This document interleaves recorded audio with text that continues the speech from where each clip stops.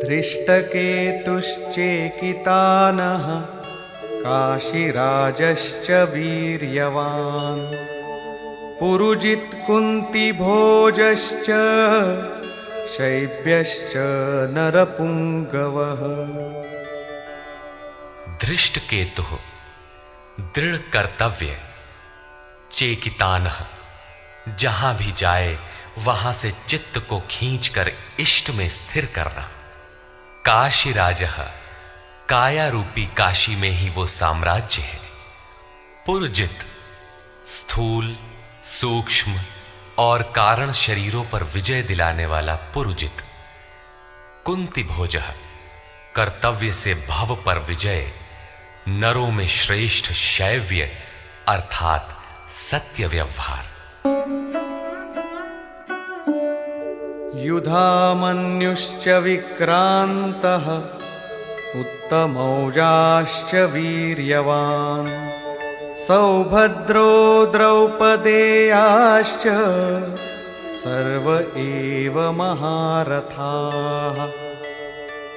और पराक्रमी युधामन्यु, युद्ध के अनुरूप मन की धारणा, उत्तमौजाः शुभ की मस्ती, सुभद्रा पुत्र अभिमन्यु, जब शुभ आधार आ जाता है तो मन भय से रहित हो जाता है। ऐसा शुभ आधार से उत्पन्न अभय मन, ध्यान रूपी द्रौपदी के पांचों पुत्र वात्सल्य, लावण्य, सौम्यता, स्थिरता, सहृदयता, सब के सब महारथी हैं। साधन पथ पर संपूर्ण योग्यता के साथ चलने की क्षमताएं हैं। इस प्रकार दुर्योधन ने पांडव पक्ष के 15-20 नाम गिनाए जो दैवी संपद के महत्वपूर्ण अंग हैं।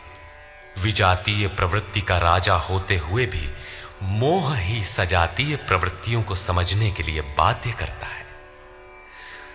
दुर्योधन अपना पक्ष संक्षेप में कहता है, यदि कोई बाह्य युद्ध होता तो अपनी फौज बढ़ा चढ़ा कर गिनाता, विकार कम गिनाए गए क्योंकि उन पर विजय पाना है, वे नाशवान हैं। केवल 5-7 विकार बताए गए जिनके अंतराल में संपूर्ण बहिर्मुखी प्रवृत्ति विद्यमान है, जैसे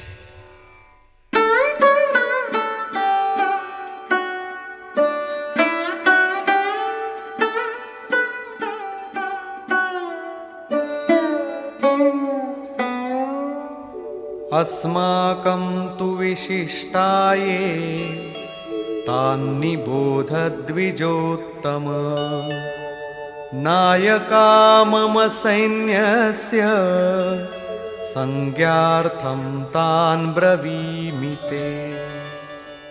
द्विजोत्तम, हमारे पक्ष में जो जो प्रधान हैं उन्हें भी आप समझ लें। आपको जानने के लिए मेरी सेना के जो नायक हैं उनको कहता हूं।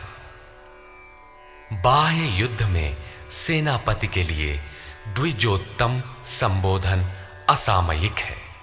वस्तुतः गीता अंतःकरण की 2 प्रवृत्तियों का संघर्ष है जिसमें द्वैत का आचरण ही तृण है। जब तक हम लेश मात्र भी आराध्य से अलग हैं तब तक प्रकृति विद्यमान है, द्वैत बना है। इस द्वि पर जय पाने की प्रेरणा प्रथम गुरु द्रोणाचार्य से मिलती है। अधूरी शिक्षा ही पूर्ण जानकारी के लिए प्रेरणा प्रदान करती है। वो पूजा स्थली नहीं, वहां शौर्य सूचक संबोधन होना चाहिए। विजातीय प्रवृत्ति के नायक कौन कौन हैं?